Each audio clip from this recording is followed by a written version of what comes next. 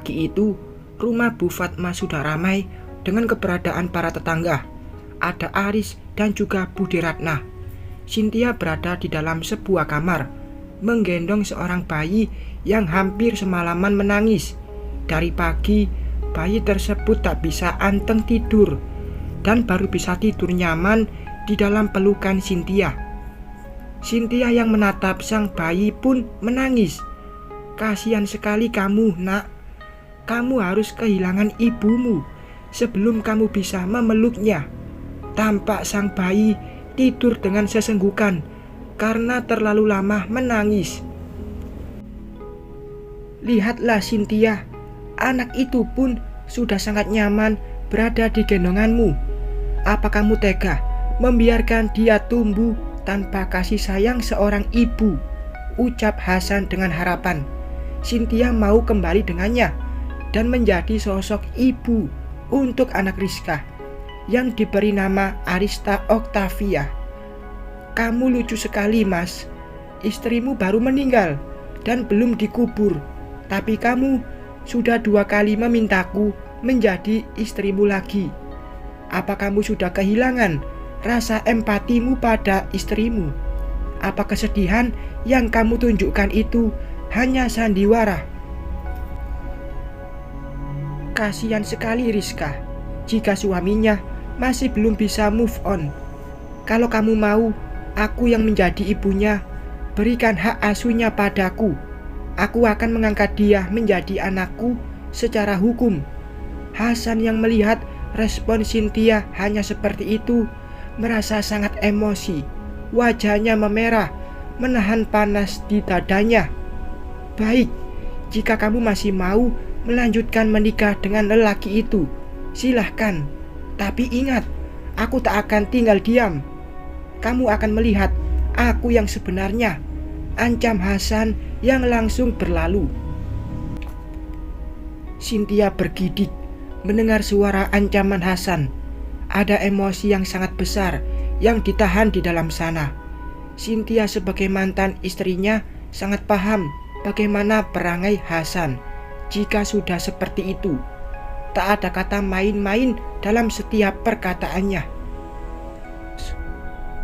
Pagi itu, setelah 2 bulan kepergian Rizka, Cynthia mendapat pesan dari nomor mantan mertuanya.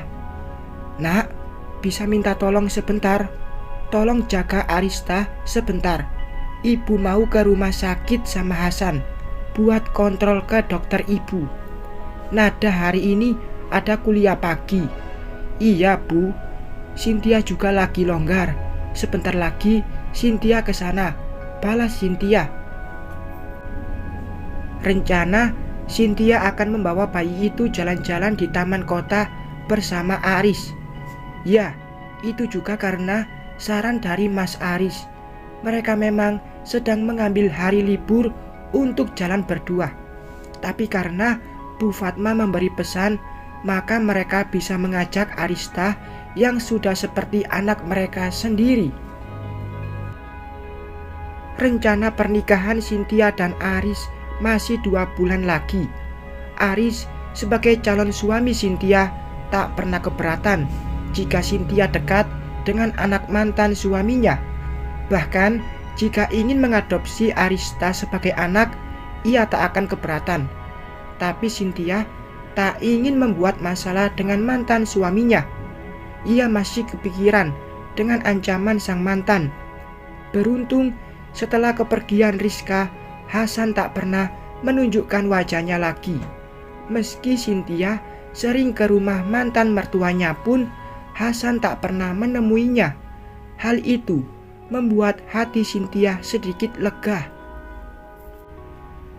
"Sayang, kamu ke rumah Bu Fatma duluan ya.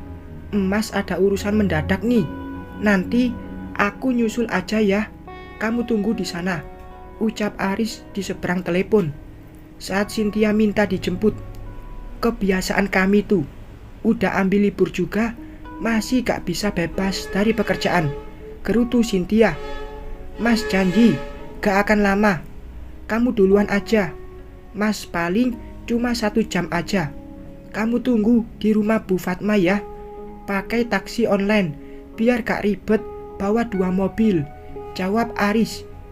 Iya deh, kamu jangan lama-lama ya, hati-hati di jalan, ucap Cynthia yang kemudian mengakhiri panggilannya. Saat Cynthia sampai di rumah Bu Fatma, rumah tampak sepi. Ada beberapa tetangga yang menyapa Cynthia di sepanjang gang masuk rumah ini, karena Cynthia yang sudah terbiasa dengan Bu Fatma. Cynthia langsung membuka pintu dan mengucap salam. Assalamualaikum. Kok sepi banget ya? Masa iya Rista ditinggal di rumah sendiri? Suruh nungguin aku. Pasti si Nada masih di belakang nih, jadi gak denger aku masuk. Saat baru masuk, melewati pintu depan, ada seseorang yang tiba-tiba memeluk dari belakang. Cynthia meronta dengan tubuh yang terseret ke dalam. Diam, kalau kamu mau diam, aku gak akan kasar, ucapnya. Cynthia yang mengenali suara itu langsung membelalak. Dia tak menyangka jika Hasan akan berbuat seperti ini. Cynthia langsung menggigit tangan Hasan yang menutup mulutnya, lalu sempat terlepas dari pelukan Hasan dan lari. Baru sampai di pintu depan, tiba-tiba ada yang memukul tengkuknya dan semua menjadi gelap. Cynthia berbaring di atas kasur kamar Hasan, kamar yang dulu pernah menjadi saksi cinta mereka. Kamu masih ingat kamar ini kan sayang? Aku sudah menata semuanya lagi sesuai maumu, cat abu dan putih tulang kesukaanmu. Hasan memandang Cynthia dengan penuh nafsu, lalu membuka jaket yang dikenakan Cynthia. Masih tersisa kaos tanpa lengan. Hasan tersenyum menatap tubuh Cynthia yang memang sangat indah sedari masih gadis. Brak! Terdengar pintu depan didobrak. Beberapa orang lelaki masuk ke dalam rumah, diikuti beberapa ibu-ibu memasuki kamar utama di rumah itu. Astagfirullah, teriak seorang ibu mendengar teriakan seseorang. Cynthia mulai mendapat kesadarannya. Ia terkejut melihat sekelilingnya. Ada apa ini? Apa yang terjadi? Tanya Cynthia sembari memegang kepalanya. Aduh, Mbak Cynthia, gak usah pura-pura. Udah ketangkep basah, kok masih mau ngelak? Ucap seorang ibu bernama Siti. Iya nih, udah jelas-jelas di kamar berdua. Harusnya kalau udah kepingin, ya rujuk lagi aja, gak apa-apa.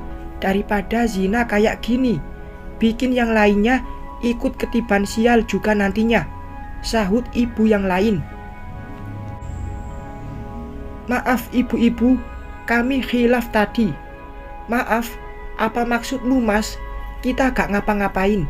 Bahkan aku masih pakai baju lengkap. Lalu Cynthia terkejut melihat badannya yang sudah menanggalkan jaket. Sayang, kan barusan kita hampir saja. Cukup ya mas, kita gak ngapa-ngapain.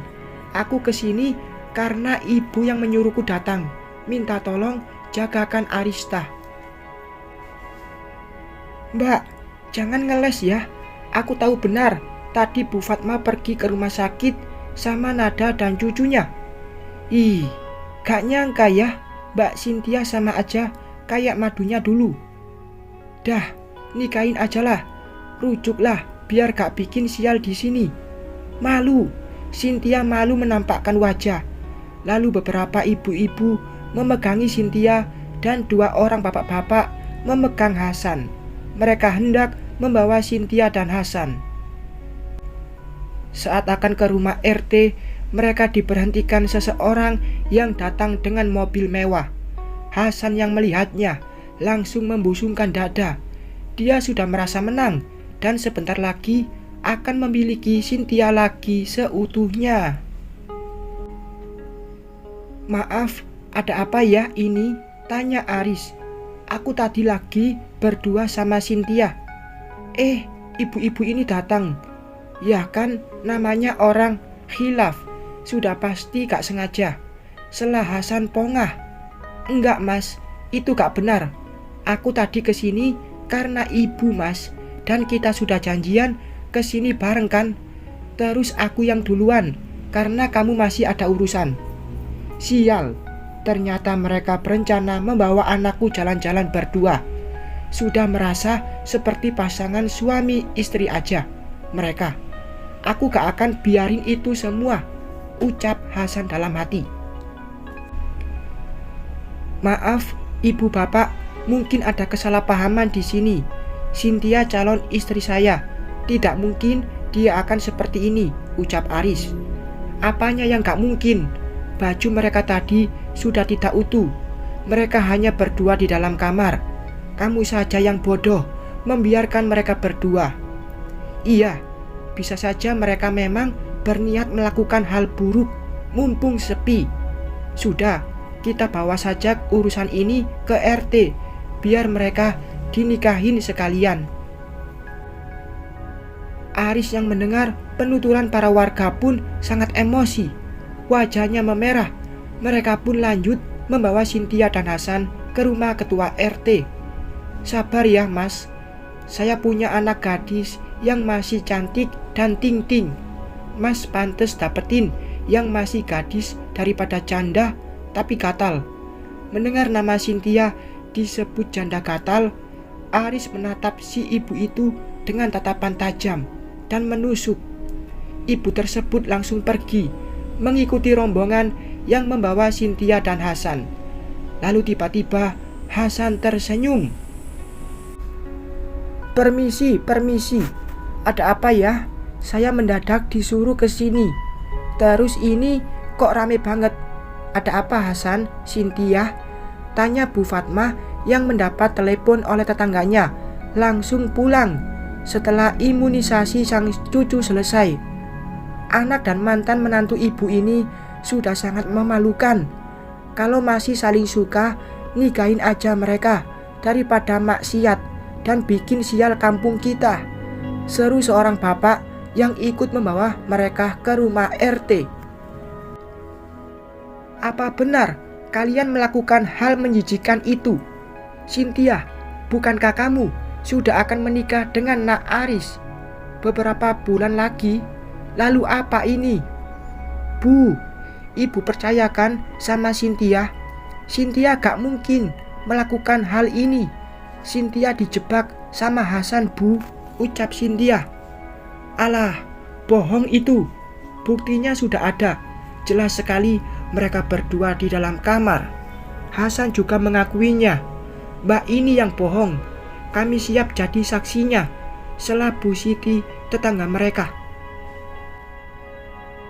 Maaf bu, kami tadi hanya berbincang pas Cynthia ke rumah. Tapi kami tiba-tiba khilaf. Kami gak bisa menahannya saat kami cuma berdua. Hasan membenarkan perkataan para warga. Cynthia hanya menatap benci pada Hasan. Dia tak menyangka jika ancaman Hasan benar-benar dilakukan. Hasan yang diam beberapa waktu ini sudah meledakkan bom waktunya. Senyum Hasan tersungging untuk Cynthia. Sudah, Bu Fatma, maafkan saya. Saya harus membuat keputusan ini. Jika tidak, maka akan membuat keributan para warga. Besok pagi juga kita akan adakan pernikahan Mas Hasan dengan Mbak Cynthia. Saya akan mengurus semua suratnya agar disegerakan. Nampak seorang lelaki yang tadi ikut memergoki Hasan dan Cynthia tersenyum ke arah Hasan. Bersambung.